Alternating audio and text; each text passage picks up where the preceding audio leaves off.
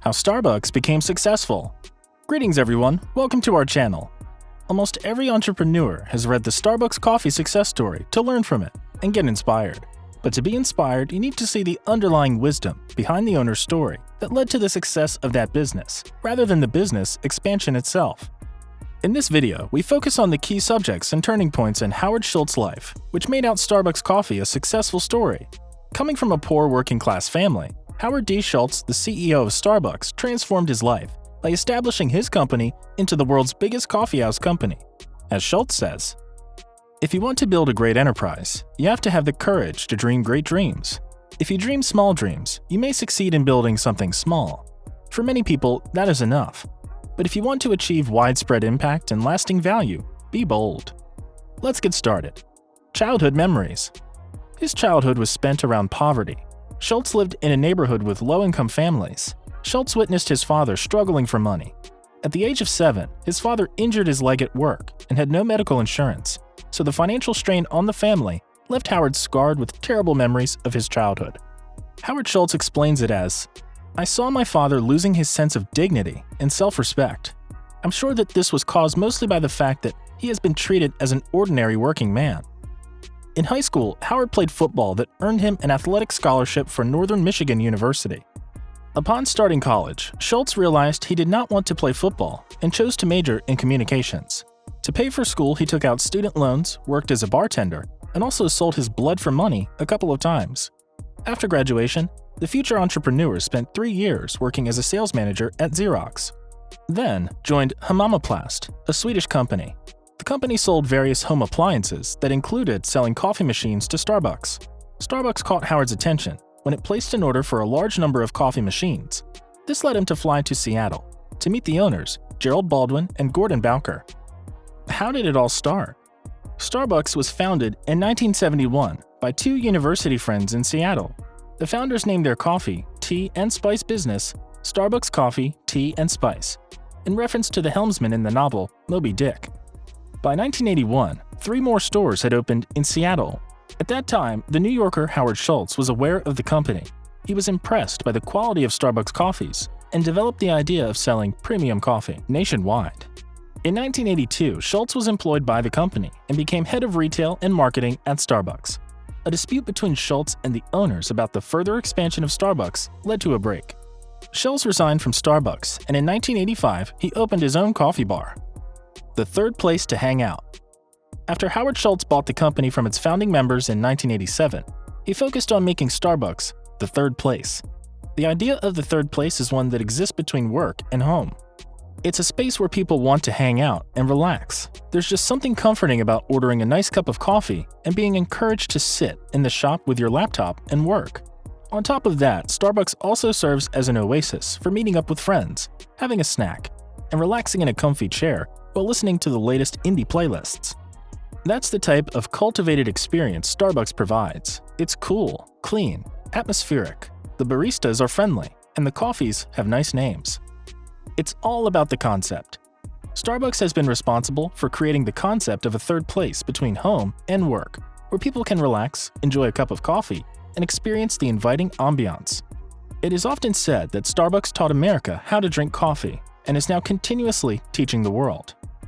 Iconic global brand with customer satisfaction.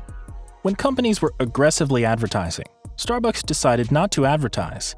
When cost-cutting was the dominant paradigm of the industry, Starbucks chose to emphasize non-routine procedures to create excitement among the baristas instead of streamlining procedures to minimize cost. Unlike most other companies, Starbucks made its employees its partners by offering them stock options and health insurance. In 2014, it announced that it would pay for its U.S. employees to complete an online bachelor's degree at Arizona State University.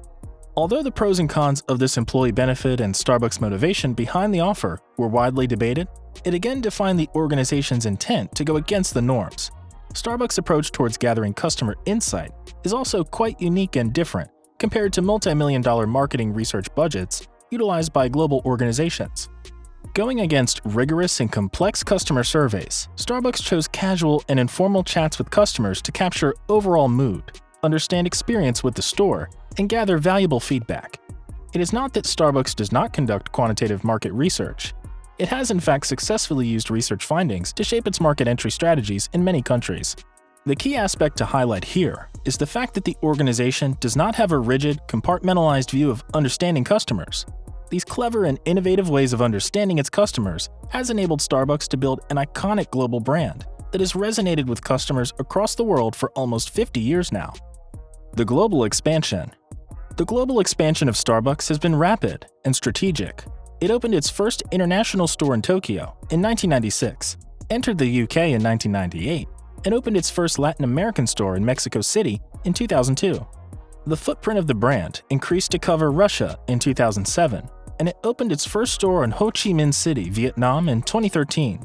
In February 2014, it entered Brunei, the 15th market in the Asia-Pacific region, and the 64th market globally for the company. In 2015, it opened stores in Panama and reached the milestone of achieving 99% of ethically sourced coffee. The company has more than 30,000 stores in 80 countries worldwide as of June 2019 and is expected to maintain a strong growth momentum. What's next? On the 3rd of April 2017, Starbucks' former CEO Howard Schultz passed the leadership baton to Kevin Johnson, who is the president and CEO moving forward. Kevin Johnson served the company in its board of directors since 2009 and has been the COO of Starbucks since 2015. Since Kevin Johnson took over as CEO, the company has successfully executed on its strategic plans, including innovation in coffee, elevated food options, and innovation in premium craft iced teas. Consistent brands act as a beacon amongst the clutter of modern life and a mental shortcut for customers. Social media strategy. In many ways, Starbucks' social media strategy is an extension of its store's famous calm, inviting, and warm ambiance. The general tone of Starbucks' social media presence has been personable, sleek, interactive, and non-intrusive. The devil is in the details. It's the little things that matter. Attention to detail is a prime characteristic of high-performing organizations, and Starbucks is a perfect example of that.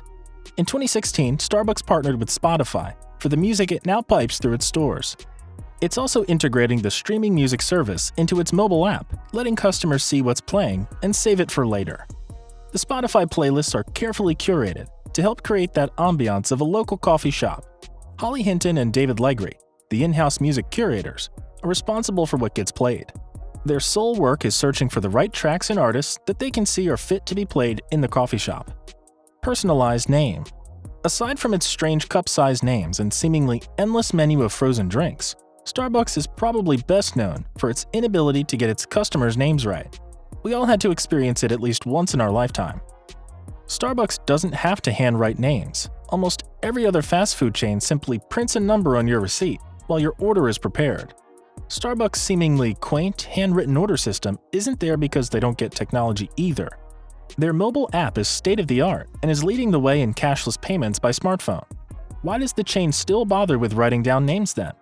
The fact that all baristas write your name on the takeaway beverages adds to the personalized, memorable nature of a visit to Starbucks.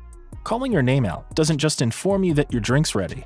It allows a more personalized service, since we love to hear and see our own name, even if it's never spelled correctly. Bottom line, the company sells much more than just coffee. It also sells personalization, comfort, consistency, as well as a welcoming atmosphere and a list of fancy drinks unique to the Starbucks brand. It is for this same reason that Starbucks has managed to remain premium while also becoming ubiquitous. Which is your favorite coffee brand or your hangout spot? What are your thoughts about Starbucks? Let us know in the comments section below.